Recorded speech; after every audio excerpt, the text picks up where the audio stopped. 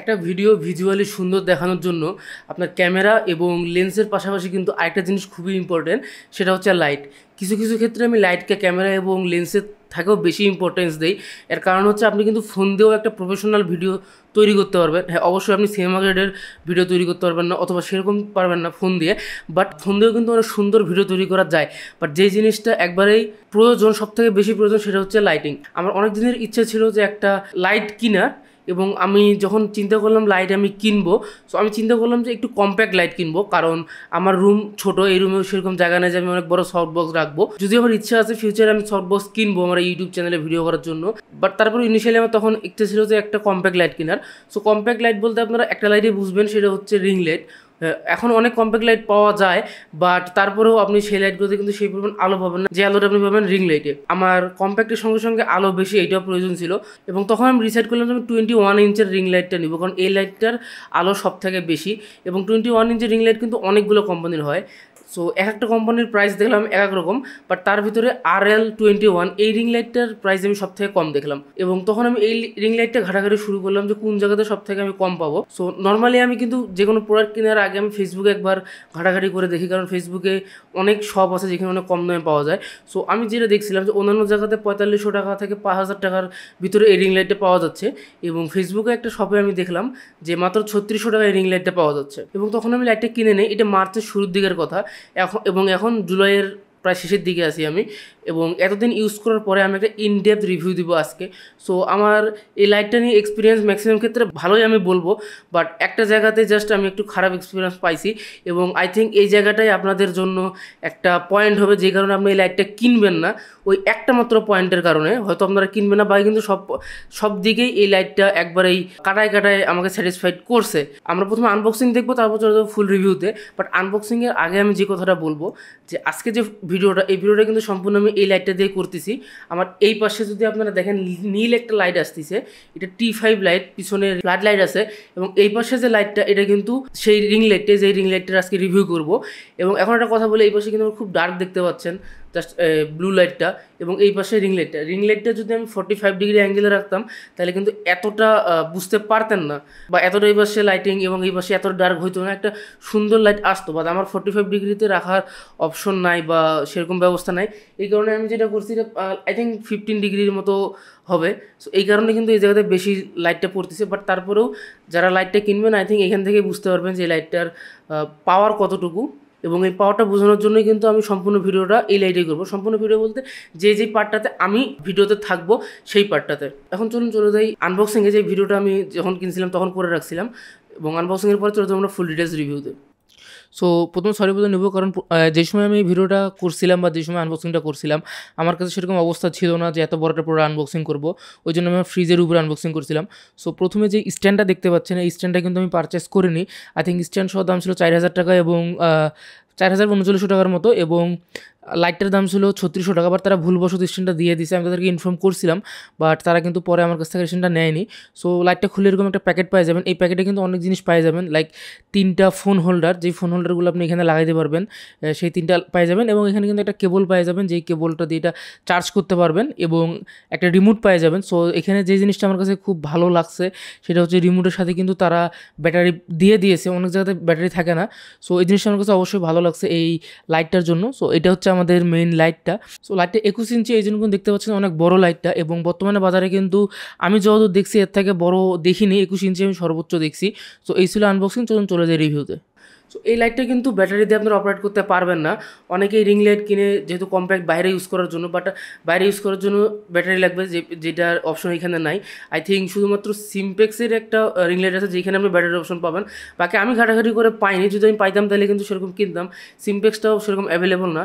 So আপনাদের ভিতরে যদি কেউ এরকম 21 ইঞ্চি রিং লাইট পান যেখানে ব্যাটারি অপশন আছে, আপনারা কমেন্ট করে জানাই দেবেন, তাইলে ফিউচারে যারা কিনবে তাদের জন্য হেল্প হবে। সো এটা আপনার সরাসরি যেটা আমাদের কারেন্ট লাইন সেটা দিয়ে ইউজ করতে হবে, এবং এটা কিন্তু 70 ওয়াটের। এখন যদি বলি 70 ওয়াট কিসের সাথে তুলনা করলে পারবেন, সফট বক্সের ভিতরে কিন্তু সব থেকে যেটা ফেমাস সফট বক্স সেটা হচ্ছে গোডক্স SL60W, সেটা একটা 60 ওয়াটের লাইট, এবং এটা 17 ওয়াটের লাইট। সো এখান থেকে বুঝতে পারবেন যে এটার পাওয়ার কতটুকু। আমি এটা বলবো না যে এটা more than enough, but I think এর থেকে বেশি লাইট প্রয়োজন পড়বে না। এটা অন্য কথা যে আপনার ইউজ কেসের উপর ডিপেন্ড করবে যে লাইট বেশি প্রয়োজন পড়বে কি পড়বে না, বাট নর্মালি এর থেকে বেশি লাইট কিন্তু প্রয়োজন পড়ে না। তো ডিএসএলআর দিয়ে যদি ইউজ করেন সেক্ষেত্রে হয়তো লাগতে পারে, বাট ফোনের জন্য কিন্তু এটা মোর দেন এনাফ একটা লাইট। এটার বিল্ড কোয়ালিটি দেখানোর জন্য লাইটটাকে আই থিঙ্ক ফ্রেমে নিয়ে আসাটা জরুরি, কারণ এই বিল্ড কোয়ালিটিতেই এমন একটা অপশন আছে যেটা বলার পরে আই থিঙ্ক 80% লোকই লাইটটা নিতে চাবেন না। সো এই কারণে আমি এখন লাইট সুইচ করব এবং নর্মাল যেগুলো লাইট থাকে বাসা বাড়িতে একগুলো লাইট ইউজ করা হয় ফ্যান টাইপের লাইট, সেই লাইটটা এখন আমি রাখবো এবং সেইটা দিয়ে শ্যুট করব এই বিল্ড কোয়ালিটির অপশনটা। সো যদি বডি ওভারভিউ আমি দিই তাহলে এখানে 3টে অপশন আছে যেখানে আপনি এরকম মোবাইলের হোল্ডার লাগাই রাখতে পারবেন এবং 2টা নব আছে। এই নব 2টার সম্পর্কে পরে বলতেছি, তার আগে বলি পিছনে 2টা আপনি ইউএসবি পোর্ট পাবেন, যে পোর্টে আপনি ফোন চার্জ দিতে পারবেন বা যে কোনো কিছু লাগাইতে রাখতে পারবেন এবং এইখানে কিন্তু এটা কানেক্ট করে পাওয়ার দিতে পারবেন। এখানে যেটা বললাম 2টা নব আছে, 2টা নব যদি লাইট অফ থাকে অন অফ করতে পারবেন, লাইক অন করলাম অফ করলাম এগুলো দিয়ে। এবং এই পাশে যে নবটা আছে এটা যদি আপনি ঘুরান তাহলে হোয়াইট থেকে ইয়েলো হবে এবং এই পাশে যেটা আছে এটা ঘুরলে কিন্তু লাইক ব্রাইটনেস কম বেশি হবে। যদি আমি বিল্ড কোয়ালিটির কথা বলি তাহলে বর্ডার বিল্ড কোয়ালিটি অবশ্যই অনেক স্ট্রং, বাট যে জিনিসটা আমার খারাপ লাগছে হচ্ছে এখানে দেখতেছেন টেপ মারা আছে। রিজনটা আমি বলি, আমি পুরোটা ইউজ করার 1-1 মাস পরে দেখলাম সামনের দিকে ফাটে গেছে।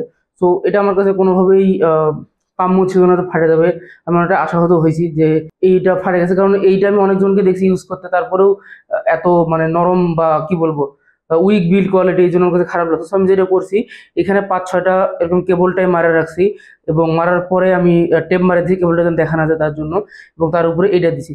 তো এটা অবশ্যই কোনো পার্মানেন্ট সলিউশন না, অস্থায়ী একটা সলিউশন, বাট তারপরে দিয়ে রাখছি। এবং আরেকটা যেটা আমার কাছে খারাপ লাগছে সেটা হচ্ছে এই জায়গাটাতে, এটা আপনি যতই টাইট করে রাখেন আপনার একটু ধাক্কা লাগলেই এই লাইটটা সামনের দিকে পড়ে যাবে। আমি সেটা দেখাচ্ছি না কিভাবে পড়ে যাচ্ছে। এর রিজন হচ্ছে এটা আমি প্লায়ার্স দিয়ে, যেটাকে প্লাস বলে অনেকেই, সেটা দিয়ে আমি অনেক স্ট্রংভাবে টাইট করে রাখছি। স্ট্রংভাবে টাইট করার পরে মোটামুটি আমার আছে। সো এখন যদি আমি এটা আপনাদেরকে দেখাই যে আসলে কিরকম হচ্ছে, তাইলে কিন্তু আবার আমাকে টাইট দিতে হবে এবং এই জিনিসটা ক্ষয় হয়ে যাবে। সো যেটা আমি করতে চাচ্ছি না, বাট হ্যাঁ এটা আমি বলে রাখতেছি যে এটা একটু বেশি উইক। আমি হাত দিয়ে যদি আপনি টাইট দেন সেক্ষেত্রে থাকবে না, সামনের দিকে পড়ে যাচ্ছে একটু ধাক্কা লাগলে। এবং এই অবস্থায় থাকার পরেও কিন্তু খুব একটা স্ট্রংনেস আছে সেটা না, লাইক আপনি কিন্তু একটু নর্মালি দেখতে পাচ্ছেন যে দেখেন এতটুকুতে কিন্তু একটু বোঝার কথা যে এত টাইট দেওয়ার পরেও আপনার এরকম নোট দিছে। তো এই জিনিসটাও আমার কাছে খারাপ লাগছে। মোটামুটি বিল্ড কোয়ালিটি স্ট্রং, বাট এই 2টা জিনিসের কারণে আই থিঙ্ক ম্যাক্সিমাম মানুষই এই লাইটটা প্রিফার করবে না। তো এই লাইটের সবথেকে বড় একটা প্লাস পয়েন্ট আমার কাছে মনে হয়েছে এই রিমোটটা। সো এই রিমোটটা নিয়ে এখন প্লাস পয়েন্ট মনে হওয়ার কারণ হচ্ছে রিমোটটা থাকার কারণে কিন্তু আপনাকে বারবার লাইটটাতে যাই লাইট অন অফ করতে হচ্ছে না, দূর থেকে আপনি কাজ করতে পারবেন। এটা সঠিক রেঞ্জ কত আমার জানা নাই, সেটা আমি সেরকম পাই নাই, পাইলে আমি লিখে দিব। তাছাড়া আমি যদি বলি এই রিমোটটাতে কিন্তু অনেকগুলো সুইচ পাবেন, বাট আই থিঙ্ক এতগুলো সুইচ কিসের জন্য দেওয়া হয়েছে আমি জানি না, হয়তো একটা রিমোট দিয়েই এই কোম্পানির আরও অন্যান্য লাইটও জ্বলবে এই কারণে, বাট এখানে মাত্র কয়েকটা সুইচ আছে যেটা ইউজেবল। সো প্রথমে আমি সুইচগুলো সম্পর্কে বলে নিচ্ছি, তারপরে আমি যখন লাইটের রিভিউ দিব তখন আমি সুইচগুলোর কাজ দেখাইতে পারবো। সো প্রথমে আপনি এখানে লাল বাটন দেখতেছেন, এই বাটনটার কাজকে আমি অ্যাকচুয়ালি জানি না, কারণ এই বাটনটা যদি আমি ক্লিক করি তাহলে লাইট একদমই কমে যায়, তারপরে আবার যতই ক্লিক করি লাইট আর জ্বলে না, ওই একদম কমে থাকে যায়, তারপরে মেইন যেটা লাইন সেটা অফ করে যদি আমি অন করি সেক্ষেত্রে আবার লাইট জ্বলবে। সো এতটুকু দেখানো দরকার। সেটা হচ্ছে দেখেন এরকম কিন্তু বন্ধ হয়ে গেছে, খুবই সামান্য জ্বলতেছে। এখন আমি যতই ক্লিক করি লাইট কিন্তু জ্বলবে না, আমাকে মেইন সুইচ অফ করে আবার অন করতে হবে তাইলে চলবে। সো লাইটের পাওয়ার আমি অফ করে 2-3 সেকেন্ড পরে আবার অন করার পরে কিন্তু এখন দেখতে পাচ্ছেন সব ঠিকঠাক চলতেছে। সো এখন বাকি কাজগুলো আমি বলে নিই। সো এটা অন এবং অফ, অন অফ আলাদা সুইচ, বাট আপনি যেটা করতে পারেন আপনি যদি অন থাকে অন সুইচটা ক্লিক করলে কিন্তু অফ হয়ে যাবে এবং আবার অন টিপলে অন হচ্ছে এবং অফ সেম, দ্যাট মিনস 2টা সেমই কাজ করছে, অন অফ হচ্ছে। এবং এখানে রাউন্ড দেখতেছেন, এখানে কিন্তু এই 2টা সুইচ প্রেস করে ধরে থাকলে ব্রাইটনেস কমে এবং আবার এই 2টা সুইচ প্রেস করে ধরে থাকলে ব্রাইটনেস বাড়ে। এবং মাঝখানে যে সুইচটা দেখতেছেন এটা যেটা কাজ আমি সেটা বলে নেই প্রথমে। তার আগে আরজিবিটা দেখা নেই, আরজিবি যদি দেখাচ্ছি, বর্তমানে যে লাইটটা দেখতেছেন এটা কিন্তু একদমই হোয়াইট, এটা হচ্ছে একটু ইয়েলো টাইপের, এটা হচ্ছে ইয়েলো এবং হোয়াইটের মিক্স টাইপের, এবং এটা যেটা বলবো আবার হোয়াইট। বাট যদি আপনি এরকম যে কোনো লাইট অবস্থায় আছেন ইয়েলো বা ইয়েলো হোয়াইট মিক্স অবস্থায়, সেখানে যদি এই সুইচটা আপনারা প্রেস করেন তাহলে কিন্তু যেটা একদমই হোয়াইট সেটাতে চলে আসতেছে। নর্মালি মানুষ হোয়াইট এবং ইয়েলোর মিক্স যেটা সেটা রাখে, বাট আমি এইটা রাখি। সো এটা এই কারণে, এবং আরজিবি তো আমি দেখাইলামই। এবং সিটি মাইনাস এবং সিটি প্লাস এই 2টার কাজ যদি বলি, তো সিটি মাইনাস যেটা এখানে যেটা হবে যে যদি আপনার লাইট হোয়াইটে থাকে সেক্ষেত্রে যদি আপনি 6বার প্রেস করেন, 1 2 3 4 5 এবং 6, সো 6বার প্রেস করার পরে কিন্তু এটা ইয়েলো হয়ে যাচ্ছে এবং আবার 1 2 3 4 5 6 6বার প্রেস করার পরে কিন্তু এটা হোয়াইট হচ্ছে। সো এটা হচ্ছে আপনার ইয়েলো থেকে হোয়াইট এটা চেঞ্জ করার জন্য। RGB যেটা আমি বললাম এটা কিন্তু হোয়াইট হচ্ছে, ইয়েলো হচ্ছে এবং হোয়াইট ইয়েলোর মিক্সচার হচ্ছে, বাট এটা কিন্তু মিক্সচারের উপরেও ভ্যারিয়েশন আনতেছে। এবং RGB এবং সেকশন এই দুটোর কাজ কিন্তু সেম। লাইক RGBতেও এরকম আপনার 3টা কালার চেঞ্জ করতে পারতেছেন এবং সেকশনেও কিন্তু সেম 3টা কালার চেক করতে পারতেছেন। এখন যদি আমি ব্রাইটনেসের কথা বলি, তাহলে যেটা আমি প্রথমে বললাম কমবে এবং বাড়বে, যদি আমি এটা প্রেস করে ধরে থাকি তাহলে কিন্তু দেখবেন যে ব্রাইটনেস কমে যাচ্ছে এবং এটা একবার 0 হয়ে গেল।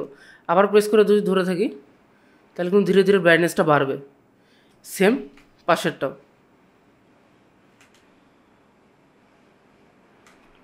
এবং উপরেটা দিলে আবার ব্রাইটনেস বাড়বে। সো এই ছিল রিমোট এবং লাইটের ব্রাইটনেস সম্পর্কে কথা। এবং এই আপনি কিন্তু দেখার পরে বুঝতে পারলেন যে আমি কী জন্য বলছিলাম যে এতগুলো সুইচ দেওয়ার অ্যাকচুয়ালি কারণটা আমি জানি না। এটা ছিল এটা রিমোট এবং লাইটের ব্রাইটনেস নিয়ে আলোচনা। এখন যদি আমি প্রোস এবং কনস বলি লাইটের সম্পর্কে, প্রথমত প্রোসগুলো বলি। লাইটটা এতটা পাওয়ারফুল যে একটা লাইট দিয়েই আপনার মোটামুটি সব কাজে হয়ে যাবে, এরকম না যে লাগবে না। বাট আপনি চাইলে অন্য লাইট কিনতে পারেন, এটা সেকেন্ডারি লাইট হিসেবে ইউজ করতে পারেন, অথবা এটার সাথে আরেকটা লাইট রাখতে পারেন। আপনার ইউজ কেসের উপর সেটা ডিপেন্ড করবে।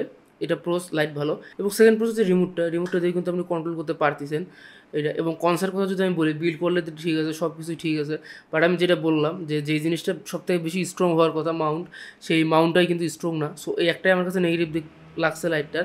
এবং আই থিঙ্ক এই নেগেটিভ দিকটাই সবথেকে বড় নেগেটিভ দিক হবে এই লাইটের ক্ষেত্রে।